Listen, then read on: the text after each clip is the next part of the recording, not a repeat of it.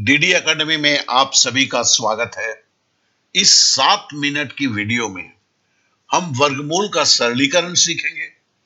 देखिए, हमारी गणित की बेसिक की सीरीज चल रही है। इसका मतलब क्या है? गणित की बेसिक की सीरीज का मतलब क्या है कि जो लोग क्लास में पढ़ने जाते हैं उन्हें समझ में नहीं आता है कि गणित में कैसे क्या हो रहा है। खुद पढ़ने जाते हैं तो पढ़ने में प्रॉब्लम होता है। उन लोगों के लिए ये बेसिक सीरीज है। और इस सीरीज में आज वर्गमूल का सरलीकरण सरलीकरण में केवल जोड़ और घटाव लिया गया है। वर्गमूल का, स्क्वायर रूट का, उसके बारे में हम जानेंगे। साथ ही साथ देखिए, ये वीडियो कुछ अलग तरह का वीडियो है, क्योंकि इस वीडियो के साथ साथ डिस्क्रिप्शन पे प्रैक्टिस सेट भी दिया हुआ है। क्योंकि कोई भी गणित आप सीखते हैं, अगर आप प्रैक्टिस नहीं करते हैं तो वो केवल पिक्चर देखने के बराबर होता है, उसका कोई मूल्य नहीं है। तो इस बात को अवश्य समझेंगे। तो चलिए अभी हम क्लास की तरफ चलते हैं। देखिए, मैंने जो ये कोशिश किया, हर दिन का भी एक वीडियो दे रहा हूं। ऑलरेडी दशमलव का वीडियो दिया जा चुका है, वर्गमूल के जोड़ का वीडियो दिया जा चुका है।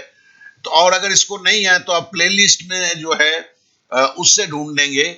और ये तीसरी सीरीज की वीडियो है। तो एक बात आप जान लें कि अगर 10 दिन तक मेरे साथ इस तरह आप जुड़े हुए रहते हैं तो मेरा दावा है कि वीडियो देखने के साथ, क्योंकि छोटी सी वीडियो होती है 5 मिनट 7 मिनट की, और उसके साथ अगर प्रैक्टिस कर लेते हैं तो फिर जीवन में कभी ये नहीं बोलते कि गणित मुझे समझ में नहीं आता है। इसकी तो गारंटी मैं देता हूं। अब देखिए, मैं तो कोशिश कर रहा हूं, मैंने तो ये बीड़ा उठा लिया है कि गणित सिखा के रहूंगा। अब आपके ऊपर है कि आप चीजों में कितना तन्मयता से लेते हैं। चलिए अब क्लास में चलते हैं।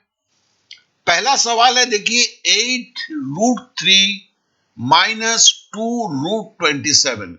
देखिए, यहां √3 है, यहां √27 है, लेकिन 27 टूटता है। देखो, 3 तिहाई 9, 9 तिहाई 27। तो हम क्या करते हैं, 8√3 को लिखा माइनस ये 2√27 को हमने तोड़ दिया, 3 तिहाई 9, 9 तिहाई 27। अब देखिए, ये 2 3 जो है इसका वर्ग में 1 3 बाहर निकलेगा, आप जानते हैं। क्योंकि वर्गमूल के जोड़ में इस बात को मैंने आप लोगों को बताया था। तो फिर इसको कैसे लिखेंगे हम? 8√3 तो जस का तस हमने उतार दिया, माइनस देखिए 2 गुना 3, मतलब ये 2 3 जो है उसके जगह पे 1 3 बाहर रह गया। और जब यहां 3 3 था तो फिर 2 3 जब 1 3 होके बाहर आ गया, अंदर क्या रह जाएगा? 1 3 रह जाएगा। तो अब ये मामला निकला क्या? 8√3 -6√3। अब देखो, मैंने बताया था कि वर्गमूल में जोड़ और घटाव तभी हो सकता है जब √3 की जो संख्याएं हैं वो आपस में बराबर हो। यहां √3 है, यहां भी √3 है, तो इसमें घटाव संभव है। तो 8√3 से 6√3 घटाते हैं, तो 8 से 6 घटाएंगे तो क्या होगा? 2√3 होगा। यही उसका आंसर है। तो देखिए, इसको जो है प्रैक्टिस करना है। प्रैक्टिस के बगैर केवल वीडियो देख के चले जाएंगे तो सोचेंगे, अरे यार मेरे को तो समझ में आ गया, जब चाहूं कर लूंगा। ऐसा नहीं संभव होगा। इस बात को बार बार बोलता हूं। लोग दिन भर वीडियो देखते हैं लेकिन कुछ हासिल इसलिए नहीं होता है कि खुद कागज कलम वो नहीं उठाते हैं। चलिए अब दूसरे सवाल पे जाते हैं। ये सवाल सरलीकरण का है। देखिए, √18। अब आप देख के ही समझ रहे हैं ये तो टूटेगा ना, 18 तो टूटेगा। √27 अब भी हमने तोड़ के दिखाया है। +3√3 -6√8 बराबर क्या होगा? तो ये एक वर्गमूल का सरलीकरण है। इस तरह के सरलीकरण एग्जाम में आते हैं, आप भी पता है। तो चलिए इसे हम करते हैं। तो पहला √18 को लेते हैं। देखो यार, क्या है? 2 तिहाई 6, 6 तिहाई 18। तो 2 गुना 3 गुना 3, ये कहां से है? 18 को हमने तोड़ा। 18 को तोड़ा तो क्या हुआ? 9 दूनी 18।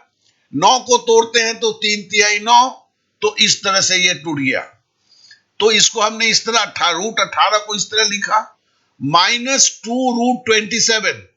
तो देखो, ये 3 तिहाई 9, 9 तिहाई 27, ये 27 इस तरह टूटता है। तो -2√7 को हमने 27 को लिखा। 3 गुना 3 गुना 3 +3√3। देखो √3 तो नहीं टूटेगा, छोटी संख्या है, तो +3√3 हमने फिर लिख दिया। देखो 6√8 है। अब ये क्या है, दो दूनी 4, 4 दूनी 8, मतलब 2 को 3 बार गुणा करते हैं तो 8 होता है, तो -6√8 हमने लिख दिया। 2 गुना 2, 2 दूनी 4, 4 दूनी 8। अब देखते हैं यहां पर डबल 3 है, मतलब ये वर्गमूल से एक निकल सकता है, तो इसे हमने 3√2 निकला। देखिए क्यों हुआ ये चूंकि अंदर में 2 3 था, तो इसमें से एक 3 बाहर होके बाहर निकल गया, तो अंदर क्या रह गया, केवल √2 हो गया। अब इसमें देखते हैं -2 3 3 है, तो मतलब ये 2 3 से एक 3 बाहर आ जाएगा, तो इसे लिखेंगे क्या, -2 × 3। ये 3 कहां से आया, यहां पर चूंकि 3 था, उसमें से 2 3 से एक 3 बाहर आ गया और अंदर √3 रह गया, +3√3 -6। देखिए 3 2 है, तो इसमें से जो 2 है वो एक साथ बाहर आएगा, तो -6 × 2 हो जाएगा। ये 2 कहां से आया, ये जो 2 है, ठीक है ना, 2 गुने 2 जो है, इसका एक 2 होके बाहर निकला, अंदर √2 रह गया। अब देखिए यहां पर √3 के संख्या के साथ √3 हो सकता है। चलिए इसको बढ़िया से पहले लिख लेते हैं। तो हमने 3 लिखा, 3 दूनी 6√3 हो गया, +3√3 हुआ, -12√2 हुआ।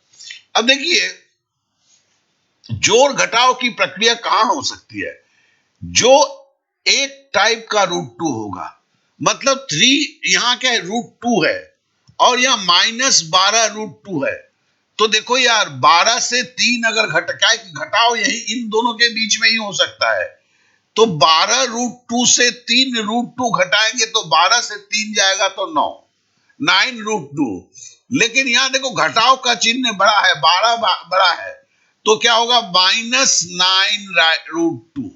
अब समझ गए कैसे हुआ, 12 से 3 घटाया 9 हुआ, चूंकि माइनस का सिंबल वाली संख्या बड़ी है, इसलिए -9√2 हुआ।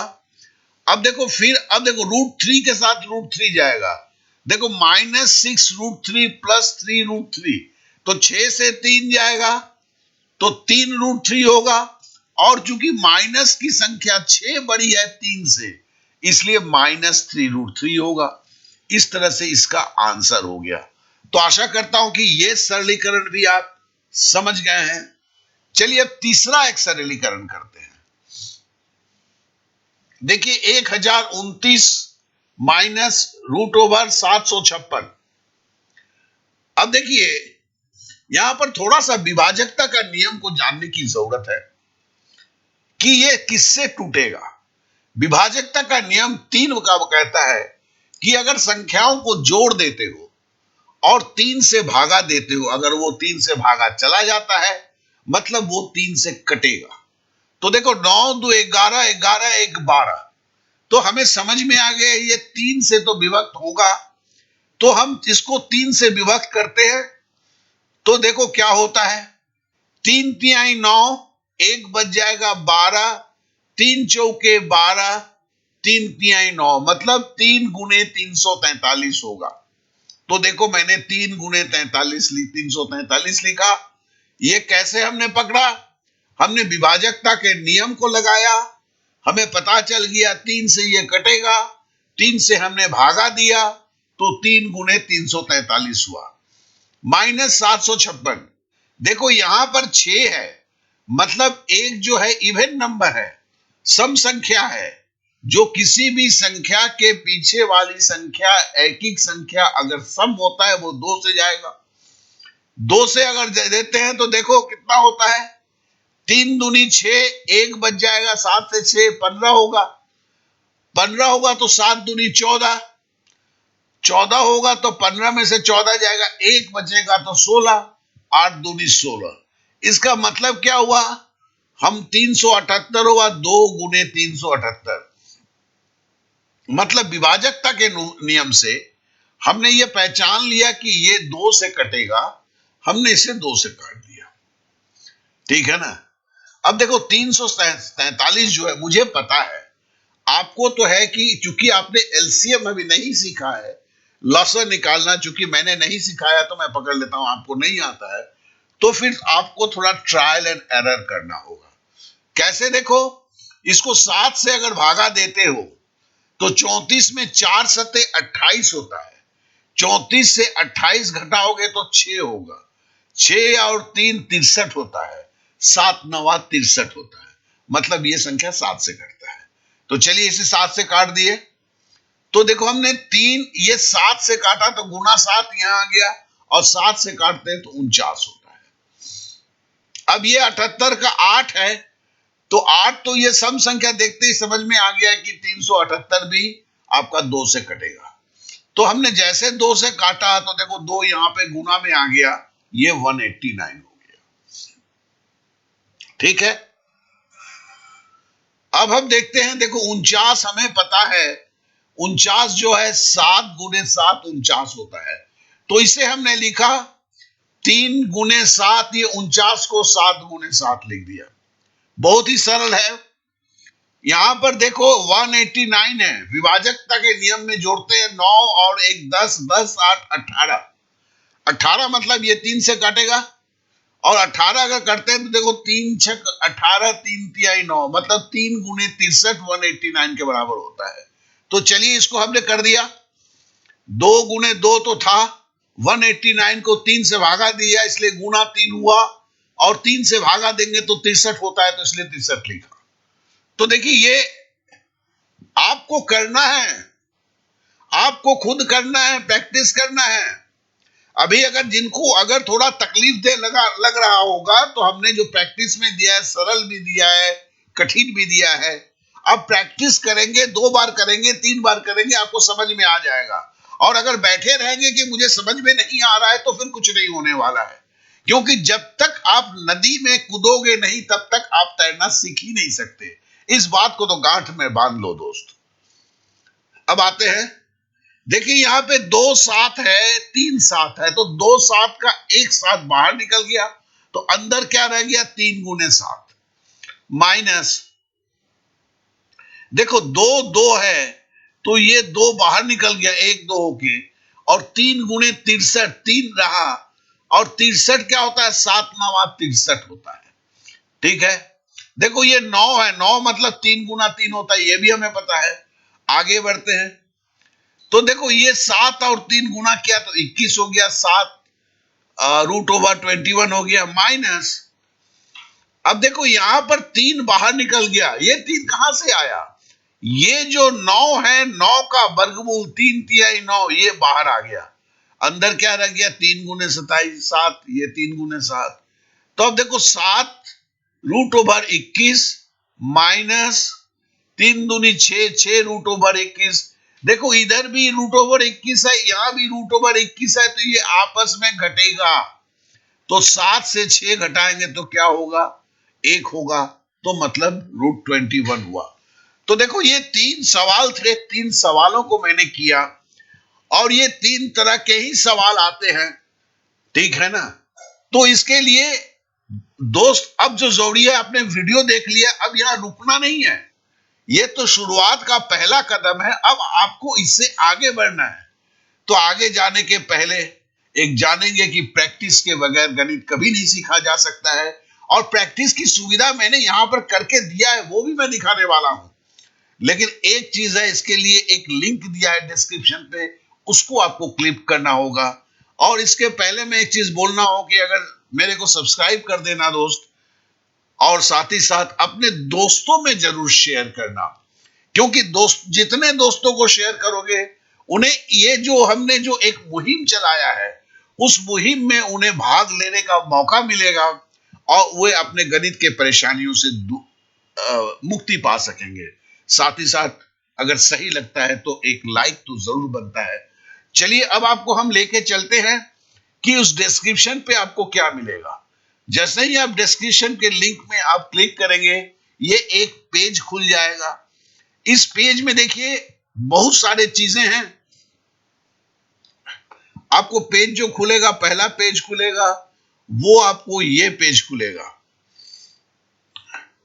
इस पेज में जैसे ही आप नीचे की तरफ जाएंगे, ओ